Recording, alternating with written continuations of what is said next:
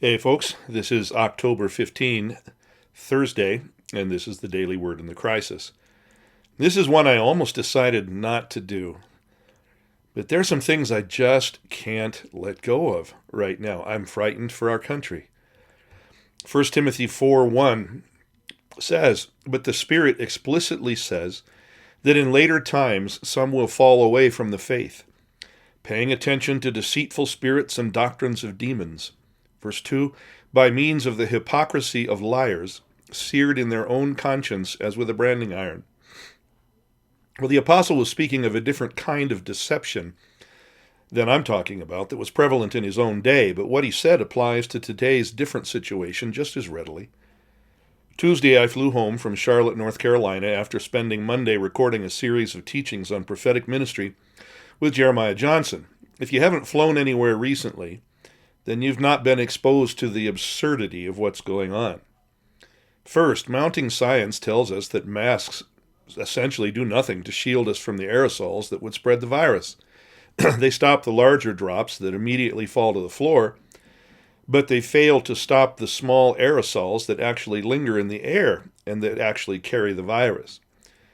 You won't hear that from most of the media or from politicians on the left because it doesn't fit the narrative of fear that's being used to promote their agenda in the upcoming election.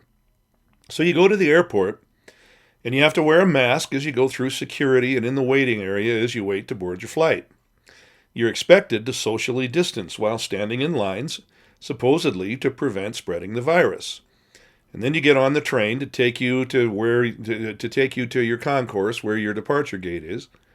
And on the train, you stand crowded, shoulder to shoulder, in an enclosed space with dozens of other travelers.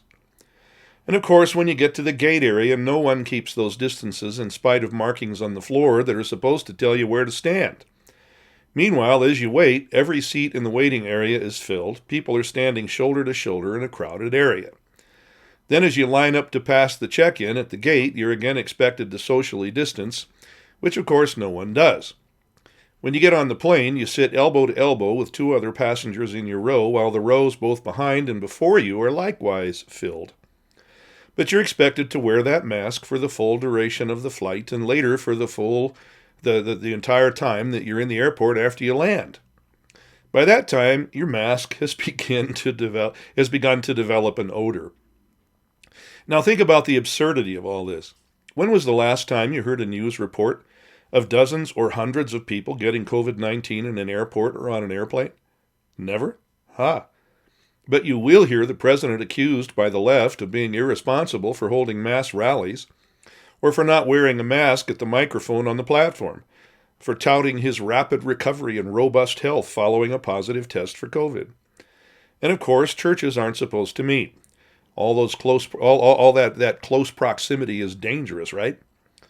All this while Nancy Pelosi goes to a salon that is supposed to be closed to get her hair done and walks around in the building with the stylist present wearing no mask. But that's okay because she is, after all, a Democrat.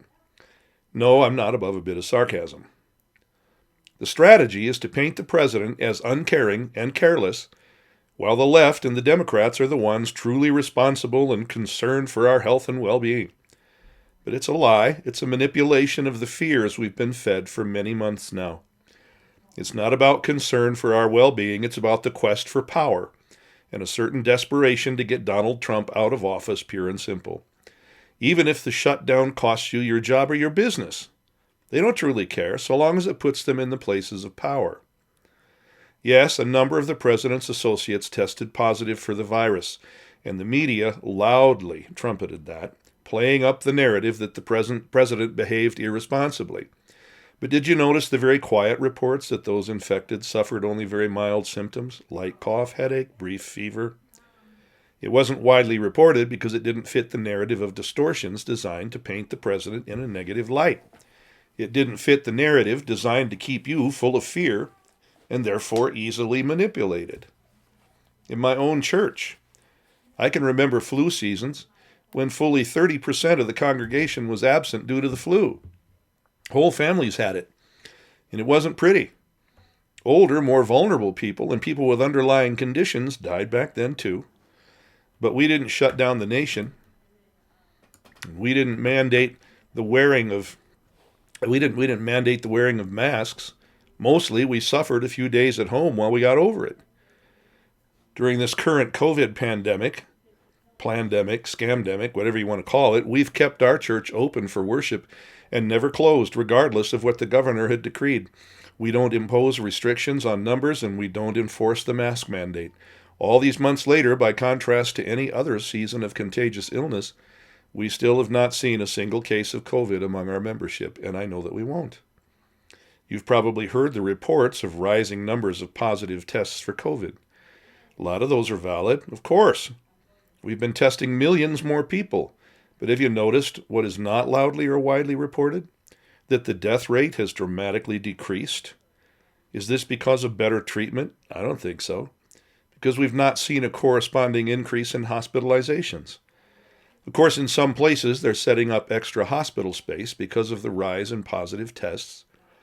But in the same way that the mobile hospitals that were set up months ago were not used, and the hospital ship in New York Harbor was not used, these won't be used either. You haven't heard the decrease in the death rate widely reported because it doesn't fit the narrative.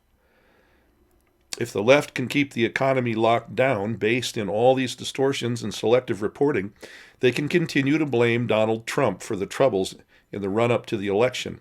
They can make it stick, or think they can, because with the help of the media, they've kept up a constant drumbeat of fear for all these months. If they can make you afraid and keep you that way, they can make you believe whatever they want you to believe. Yes, there are people whose health conditions make them vulnerable. But the same is true in any flu season.